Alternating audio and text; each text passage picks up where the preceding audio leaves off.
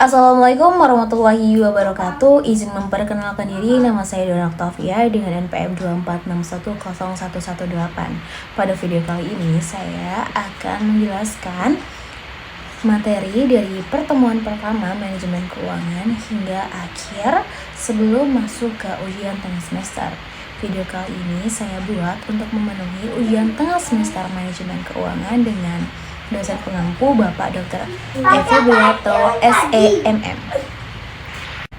Oke, langsung saja kita masuk ke pembahasan. Jadi di sini aku akan menjelaskan terlebih dahulu apa itu manajemen keuangan.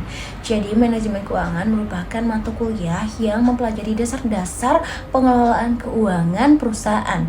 Fokus utamanya sendiri adalah bagaimana seseorang manajer keuangan mengambil keputusan strategis terkait pendanaan, investasi, pengelolaan aset dengan tujuan memaksimalkan nilai perusahaan itu sendiri. Mata kuliah ini membahas mengenai konsep dasar keuangan, fungsi dan peran manajer keuangan, analisis laporan keuangan, perencanaan keuangan, serta pengelolaan modal kerja. Penguasaan materi akan memberi kemampuan menganalisis kondisi keuangan perusahaan dan membuat keputusan yang tepat untuk mendukung keberlangsungan usaha. Manajemen keuangan adalah kajian terkait perolehan dana dan pemanfaatan dana secara efektif dan efisien dalam mencapai tujuan perusahaan. Nah, jadi intinya teman-teman, manajemen keuangan itu mencakup 3 hal penting, yaitu mencari dana, mengelola dana, dan mencapai tujuan yang efektif dan efisien. Nah, itu tadi aku sudah menjelaskan tentang apa itu manajemen keuangan. Lanjut, aku akan menjelaskan materi yang pertama, yaitu nilai waktu uang. Konsep dasar dari nilai waktu uang sendiri atau time value of money yang merupakan salah satu materi penting dalam manajemen keuangan. Intinya, uang yang kita terima hari ini itu lebih berharga daripada uang yang sama jumlahnya di masa depan. Kenapa ya begitu? Karena uang yang kita miliki sekarang bisa diinvestasikan dan menghasilkan bunga atau keuntungan. Contohnya nih, begini nih. Kalau kamu punya uang 1 juta hari ini dan ditabung dengan bunga 10 juta per tahun, maka 1 tahun lagi nilainya akan menjadi 1,1 juta. Artinya uangmu bertumbuh karena bunga. Jadi lebih cepat uang diterima, lebih cepat pula uang itu menghasilkan laba. Nah, ada juga beberapa istilah penting, tepatnya 2 teman-teman, yaitu ada interest atau bunga, yaitu hasil dari uang yang diinvestasikan, dan yang kedua adalah compound interest atau bunga majemuk, bunga yang dihitung dari pokok plus bunga yang sudah didapat sebelumnya gitu. Misalnya nih, Rp1.000 dengan bunga 10% per tahun. Di tahun pertama yaitu bisa kita dapat 1.100. Di tahun kedua bisa kita dapat 1.210. Dan di tahun ketiga bisa kita dapat 1.331. Nah, bunga dari tahun sebelumnya itu ikut dihitung. Inilah yang disebut dengan bunga majemuk. Jadi dari konsep ini kita belajar bahwa uang sekarang lebih bernilai daripada uang di masa depan, dan kita juga bisa menghitung berapa nilai uang kita nanti atau future value, atau berapa nilai sekarang atau present value. Prinsip ini penting untuk perencanaan keuangan dalam pengambilan keputusan bisnis ya teman-teman. Nah, barusan aku sudah menjelaskan tentang nilai waktu uang. Nah, lanjut, aku akan membahas konsep nilai waktu uang khususnya tentang anuitas teman-teman. Salah satu bagian penting dalam manajemen keuangan. Kita tahu bahwa uang yang kita terima sekarang ini bisa lebih bernilai daripada uang yang sama jumlahnya di masa depan. Mengapa? Karena uang yang kita miliki hari ini bisa diinvestasikan dan menghasilkan bunga. Semakin cepat uang menghasilkan laba, semakin cepat juga laba itu berkembang. Sekarang, apa itu anuitas? Jadi, anuitas adalah sejumlah uang yang dibayar atau diterima secara tetap dan periodik dalam jangka waktu tertentu. Ciri-ciri anuitas sendiri yaitu ada 3. Yang pertama, jumlah pembayarannya sama besar setiap periode, jarak antara pembayaran itu sama, dan yang ketiga, pembayaran pertama biasanya dilakukan di akhir periode pertama gitu. Nah, sebagai contoh, kamu menabung Rp1.000 setiap akhir tahun selama 4 tahun dengan bunga 10% per tahun. Oke, untuk menjawabnya, ting! Untuk menghitung berapa nilai total tabungan di masa depan, kita bisa menggunakan rumus SN sama dengan AX 1 plus I pangkat N min 1 per I. Keterangannya, SN adalah nilai masa depan atau future value, dan A merupakan jumlah anuitas per periode, dan I tingkat bunga, lalu N adalah jumlah periode. Nah, dengan contoh tadi, 1000 disimpan tiap tahun selama 4 tahun dengan bunga 10%.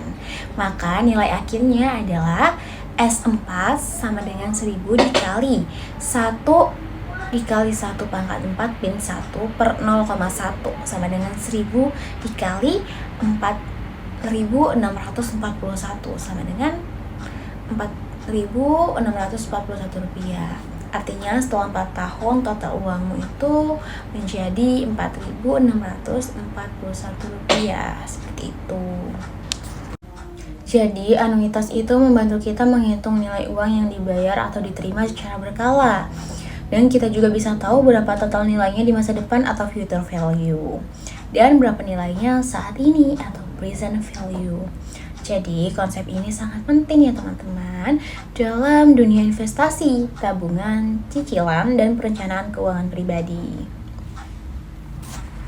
Nah, tadi kita sudah membahas tentang nilai mata uang dengan anuitas. Lalu aku akan lanjut ke materi yang ketiga atau yang terakhir, yaitu laporan keuangan dan analisis laporan keuangan. Jadi teman-teman semuanya, laporan keuangan dan analisis laporan keuangan itu adalah dua hal penting untuk menilai kesehatan dan kinerja suatu perusahaan. Laporan keuangan adalah catatan informasi keuangan perusahaan dalam satu periode akuntansi yang menggambarkan kinerja dan posisi keuangan. Secara umum nih teman-teman, laporan keuangan itu terdiri dari 3. Yang pertama ada neraca atau balance sheet, yaitu menunjukkan aset, utang, dan modal. Lalu yang kedua itu laporan laba rugi atau income statement, yaitu menggambarkan pendapatan dan beban. Lalu yang ketiga ada laporan arus kas atau cash flow, menunjukkan sumber dan penggunaan kas perusahaan gitu. Nah, analisis laporan keuangan sendiri ini digunakan untuk menilai posisi dan kinerja perusahaan serta membantu pengambilan keputusan. Tujuannya itu antara lain yang pertama, menilai kemampuan membayar utang atau bagi kreditur. Lalu yang kedua, mengukur efektivitas dan profitabilitas bagi manajemen. Dan yang ketiga, membandingkan kinerja antar periode atau dengan perusahaan lain.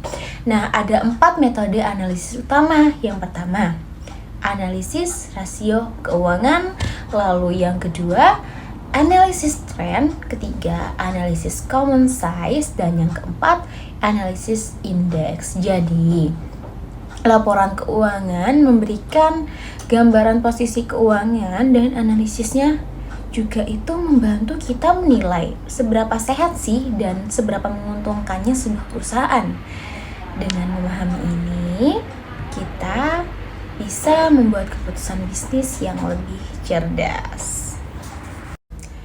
Nah, dari pembahasan tadi kita bisa ambil bahwa manajemen keuangan itu bukan sekedar menghitung uang, tetapi bagaimana kita mengatur kehidupan dengan lebih bijak. Kunci keberhasilan bukan pada seberapa besar pendapatan, melainkan seberapa baik kita mengelolanya. Semoga setelah ini kita semua bisa menjadi pribadi yang lebih cerdas, finansial, dan siap menghadapi masa depan dengan penuh perencanaan. Nah, untuk kesimpulannya sendiri, manajemen keuangan itu membantu kita mengatur, mengontrol, dan merencanakan keuangan agar tujuan hidup kita tercapai secara efektif. Terima kasih atas perhatiannya teman-teman semuanya. Mohon maaf bila ada salah kata dalam pemaparan materi. Akhir kata, aku ucapkan wassalamualaikum warahmatullahi wabarakatuh. See you next video. Bye-bye.